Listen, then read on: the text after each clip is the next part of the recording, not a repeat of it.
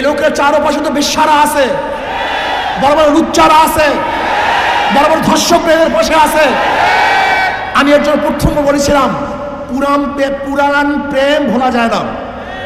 ইউনূস সরকারের সাথে যেই ওই পতিতাদার সম্পর্ক, এই সম্পর্ক সে ভুলতে পারে নাই। এই জন্য আমি প্রথমেই বলেছিলাম যে খবরদার বিদেশে কোনো অপসংস্কৃতি আমাদেরকে চাপিয়ে দেবেন না। তখন তিনি হাসি দিয়ে বলেছিলেন, না না না না না না, নারী নীতি, ওটা নারী নীতি নয়, বেশ্যা নীতি। আমি প্রথম যখন ইউনূস সরকারের সাথে দেখা করতে গেছিলাম, এই আমার সামনে আছে আমাদের মহাসচিব, যুগ্ম মহাসচিব, অনেক কথাবার্তা বলার পরে আমি স্পেশাল বলেছিলাম, জনাব কোনো অবস্থাতেই পাশ্চাত্যদের কোনো আদর্শ নীতি সংস্কৃতি আমাদেরকে চাপিয়ে দিবেন না। আমার আগেই সন্দেহ ছিল, আমি আগেই সন্দেহ করতাম। আজকে আমাদের মা বোনদেরকে আপনি বেশ্যা বানাবেন, আমাদের মা বোনদেরকে খানকি বানাবেন, আমাদের পুরুষদেরকে লুচ্চা বানাবেন।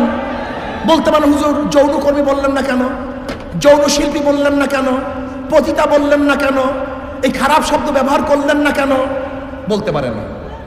আমি তো মনে করি শয়তানেরা, দুষ্টরা এই সমস্ত খারাপ শব্দগুলিকে ভালো শব্দের দ্বারা পরিবর্তন করে ওদেরকে এই কাজে লিপ্ত করতে চায়। সমাজের মধ্যে শব্দগুলি কেন আসছে? সমাজের মধ্যে শব্দগুলি কেন সৃষ্টি করা হয়েছে? সমাজের মধ্যে খারাপ শব্দগুলি কেন চয়ন করা হয়েছে? চোরকে আপনি কি বলবেন?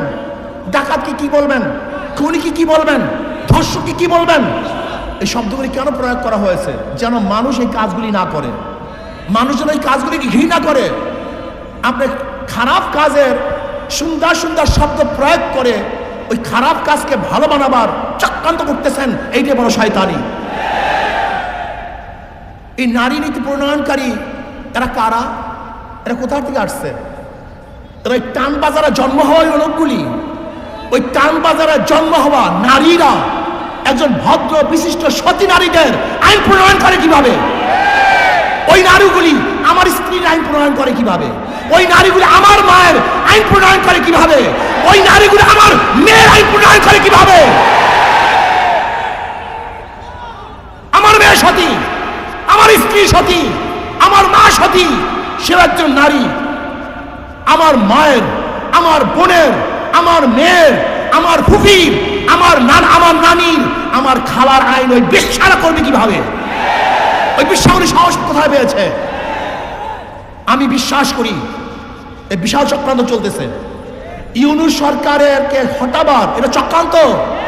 সবগুলি ভারতের দালাল, এই সবগুলির সাথে ক্যালকাটা সংযুক্ত আছে, সবগুলির সাথে ক্যালকাটা সংযুক্ত। আপনারা দেখুন, কোন অবস্থাতেই বাতিল নয়। এই প্রস্তাব দেওয়ার সাহস কিভাবে পেয়েছে বাংলাদেশে? ওদেরকে বিচার করতে হবে, বিচারের আওতায় আনতে হবে।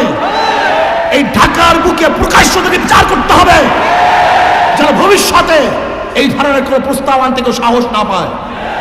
আমার মেয়েকে, আমার বোনকে, আমার ভাগ্নিকে, আমার মাকে বেশ্যা বানাবার যারা চক্রান্ত করতেছে, ওদের চেয়ে বড় শত্রু আর কেউ হতে পারে না।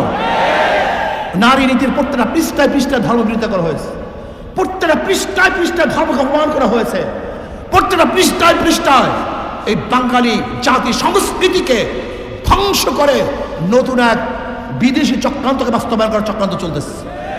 এটা আমরা মানতে পারি না। মানা তো দূরের কথা, এটা প্রস্তাব কিভাবে দিয়েছে এই ইউনূস সরকারকে জানতে চাই।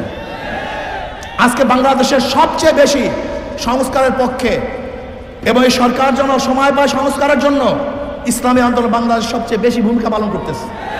তারা প্রথমে যে কথা বলছে, আজও সেই কথা বলছে। আপনাকে সুখে থাকতে কি ভূতে কিলায় নাকি? আপনাকে ভূত পেয়েছে? আপনাকে ভূতে কিলায়? যদি ভূতে পেয়ে থেকে এমন কিলাও শুরু করবো, আপনি দেখতে পারবেন না এক মুহূর্তও। বিয়াকুব নাকি, যেখানে আমরা সবচেয়ে বেশি এদের জন্য ভূমিকা পালন করতেছি, আর উনি ইসলামকে জলঞ্জলি দিয়ে মনে করছে উনি কিছু দেখাইলেই সবাই বাহ দিবে। বাংলাদেশের মানুষ চিনেন? এই যে দেখছেন মেট্রো রেল শেখ হাসিনা করছে, মনেও কেউ করে না। যমুনা ব্রিজ করছে, একবার কেউ ভুলে উচ্চারণ করে না। ওনার উন্নয়নের কথা সবাই ভুলে গেছে। বাংলাদেশের মানুষ চিনেন আপনি? ইসলামকে বাদ দিয়ে, ধর্মকে বাদ দিয়ে আপনি যদি গোটা বাংলাদেশের স্বর্ণ দিয়ে বান্ধিয়ে দেন, স্বর্ণ, প্রত্যেকটা মানুষের শরীরে স্বর্ণের পোশাক থাকে, প্রত্যেকটা বাড়ি যদি মরমার পাথরের থাকে, আর আপনি একদিন ধর্মের বিরোধিতা করবেন, ওই সমস্ত পাথর আর সমস্ত স্বর্ণ আপনার মুখের মধ্যে ছুঁড়ে ফেলবে মানুষ, ছুঁড়ে ফেলবে, থুক পারবে আপনার মুখের মধ্যে, থুক পারবে আপনার মুখের মধ্যে, থুক পারবে বাংলাদেশের মানুষ আপনার মুখের মধ্যে। আপনি ভেবেছেন আমরা সবাই আপনাদেরকে খুব সাহস যোগাই, প্রশংসা করতেছি। যারা প্রশংসা করে তারা বদনাম করতে সময় নেবে না, যারা তারিফ করে আপনাকে গালি দিতে সময় নেবে না। খবরদার, ওই বেশ্যা কমিশনদেরকে আইনের আওতায় নিয়ে আসেন, ওদেরকে বিচারের আওতায় নিয়ে আসেন। আমি অভদ্র ব্যবহার করতেছি, অভদ্র ভাষা ব্যবহার করতেছি অভদ্রতার জন্য। এখানে আমি কোনো সুভদ্র ভালো ভাষা ব্যবহারই করতে চাই না। এবং ইউনূস সরকারের পায়ের নিচের থেকে মাটি সরাবার ষড়যন্ত্র চলছে, অনেকটা অগ্রসরও হয়ে গেছে।